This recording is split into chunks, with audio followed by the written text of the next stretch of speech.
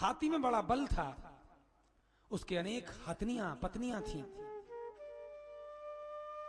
अपने परिवार के साथ बड़ी शांति में, बड़े प्रसन्न भाव से परिवार को देखता था। सायकाल बेला में दुकान से आते हैं, दफ्तर से आते हैं, और सब जब परिवार के लोग देखते हैं ना पिताजी को, बड़े धन्य होते हैं, बड़े प्रसन्न होते हैं। और जो दिखता नहीं है वो कहां है, छोटा वाला कहां है, वो पोता कहां चला गया, पूछते हैं। ऐसे ही हाथी अपने परिवार के साथ प्रसन्न था। लेकिन ये हाथी और जो मगरमच्छ की कथा है, इसका सार क्या है? ऐसा कोई हाथी है ही नहीं। हाथी तो है ये जीव, और मगरमच्छ है काल। जीव का काल से युद्ध होता रहता है, जीवन भर ये युद्ध चलता रहता है। हजारों लाखों वर्षों से ये जीव सोचता है कि काल पर विजय प्राप्त कर लूं, लेकिन काल पर विजय प्राप्त अभी तक हुई नहीं और आगे होगी भी नहीं। भगवान ने ये सत्ता तो अपने हाथ में रखी है, तू कितना भी कुछ कर ले, तुझे जाना तो पड़ेगा। तो हाथी बड़ा बलशाली था, अपने परिवार को लेके एक दिन सरोवर में स्नान करने के लिए गया। सारी हथनियों के साथ स्नान कर रहा था, वाटर पार्क में चला गया अपने बच्चों को, अपनी पत्नियों को लेके। अचानक देव योग से एक मगरमच्छ वहां आ निकला। उसने हाथी के चरणों को पकड़ लिया और हाथी के चरणों को खींचने लगा। हाथी ने युद्ध किया, जब तक शक्ति थी वो लड़ता रहा, जब तक सामर्थ्य थी वो लड़ता रहा। 50 साल के हो गए, बिजनेस करते करते थक जाते हैं। अब बेटों से कहते हैं तुम दुकान पे आया करो। 60 साल के हो गए, हम तब भी लड़ते रहते हैं। रोगों ने आके घेर लिया। सबसे पहला दांत टूटते हैं, नकली लगवा लेंगे, कोई दिक्कत नहीं है। बोले ये खाल लटकने लगी पिताजी आपकी, बोले कोई बात नहीं है, लिपोसक्शन करा के वापस ऊपर खींच लेंगे। पिताजी बाल झड़ गए, बोले आजकल ये भी उगते हैं।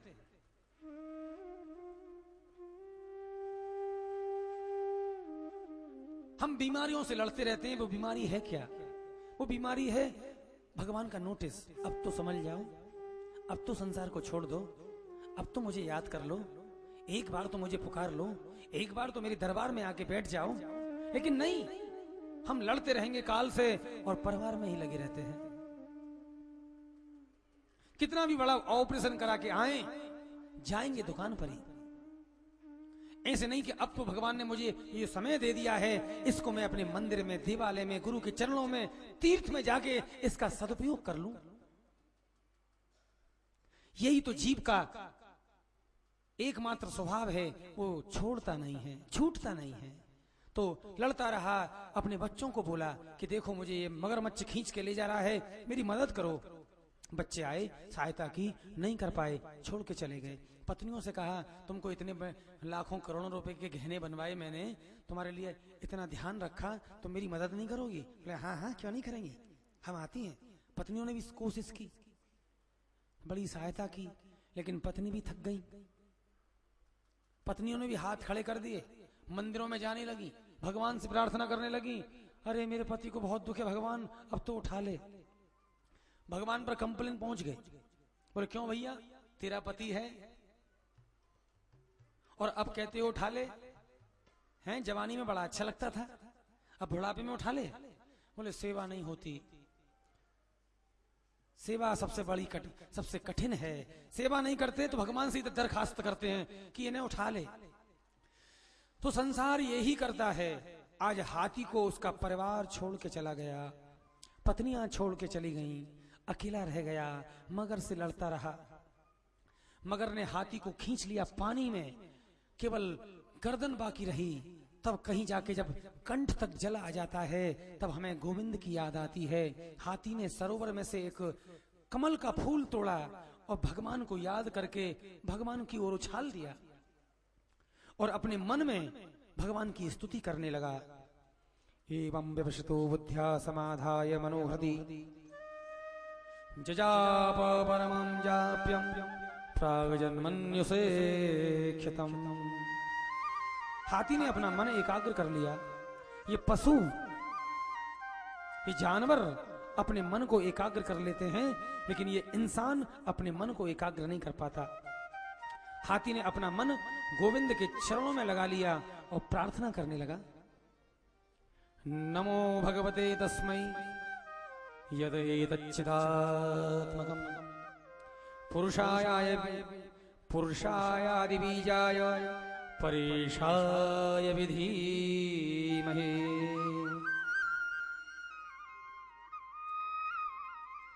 तस्मै नमः परेशाय ब्रह्मणे नन्दसत्तये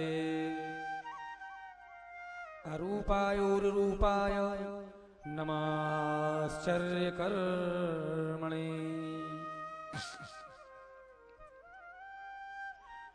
नमो नमस्ते खिलकारणाय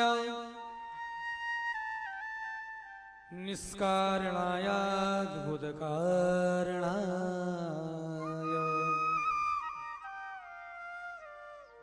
सर्वागमाम्नाय महार्णवाय नमोपवर्गाय परायणाय। हाथी ने भगवान की बड़ी सुंदर स्तुति की। हाथी कहने लगा कि हे गोविंद, हे अकारण करुणा वर्णालय, हे पूर्ण पुरुषोत्तम, मैं आपके स्वरूप को नहीं जानता। मैं तो हाथी हूं, जानवर हूं, लेकिन मैं इतना जानता हूं इस जगत के एकमात्र कारण आप हैं और आपका कोई कारण नहीं। हम सब आपसे पैदा होते हैं, आप में ही लीन हो जाते हैं, लेकिन गोविंद आप तो इस जगत के अनादि कारण हैं, एकमात्र। आपका कोई पिता नहीं, आपकी कोई माता नहीं। हे गोविंद, मुझ जैसे तुच्छ व्यक्ति पर भी आप कृपा करते हैं। ब्रह्मा आदि आपकी स्तुति करते रहते हैं, मैं तो एक जानवर हूं। न स्त्री न संडो न पवान न जंतु। हे गोविंद, आप केवल मनुष्यों के हैं, जानवरों के नहीं। यदि मनुष्यों के होते तो मैं आपकी स्तुति नहीं कर पाता। हमारे तो भगवान भी बटे हुए हैं। बोले ये कौन के भगवान हैं? वो जैनियों के। ये कौन के हैं? हिंदुओं के। ये कौन के हैं? मुसलमानों के। लेकिन ये हाथी समझदार है इन इंसानों से। वो जानता है कि भगवान में भेद नहीं होता, वो सबका होता है। बोले आप केवल मनुष्यों के नहीं हैं, आप तो समस्त चराचर जगत के अंतःकरण में, आत्मा में वास करने वाले हैं। तो हे गोविंद, मेरे ऊपर कृपा कीजिए। तो देखिए, भगवान हमारी पुकार नहीं सुनता, लेकिन हाथी की सुनता है। तो चलो हाथी बन के पुकार लो, लेकिन हमसे तो हाथी भी नहीं बना जाता। जाए सरसी पे छुड़ाए गजग्राही दे, तीर पर ठाड़े देखो शोभा महाराज की। पीत पट लेके अंगोछत है ताको अंग, कर कंजन सो पोछत भूषंड गजराज की। भगवान उसी समय पधारे, गरुड़ पर बैठ के आए, सुदर्शन चक्र छोड़ दिया और जैसे ही चक्र छोड़ा, मगरमच्छ के मुंह को खोल के हाथी के चरणों को अपने पीतांबर से पोंछने लगे। रक्त की धारा बह रही थी। हाथी से बोले, गजराज, मुझे आने में देर तो नहीं हुई? कितने दयालु हैं, कितने करुणा बत्सल हैं, जो एक हाथी पर भी कृपा करने आ जाते हैं। हम पुकारते रहते हैं, चिल्लाते रहते हैं, तो भी वो सुनता नहीं। तो यहां परीक्षित ने पूछा, ये हाथी कौन था और ये मगरमच्छ कौन था? ये हाथी और मगरमच्छ, ये कथा का मतलब क्या है, अर्थ क्या है? ये हाथी इतनी सुंदर स्तुति भगवान की कैसे कर पाया? तो सुखदेव जी ने कहा कि देखो,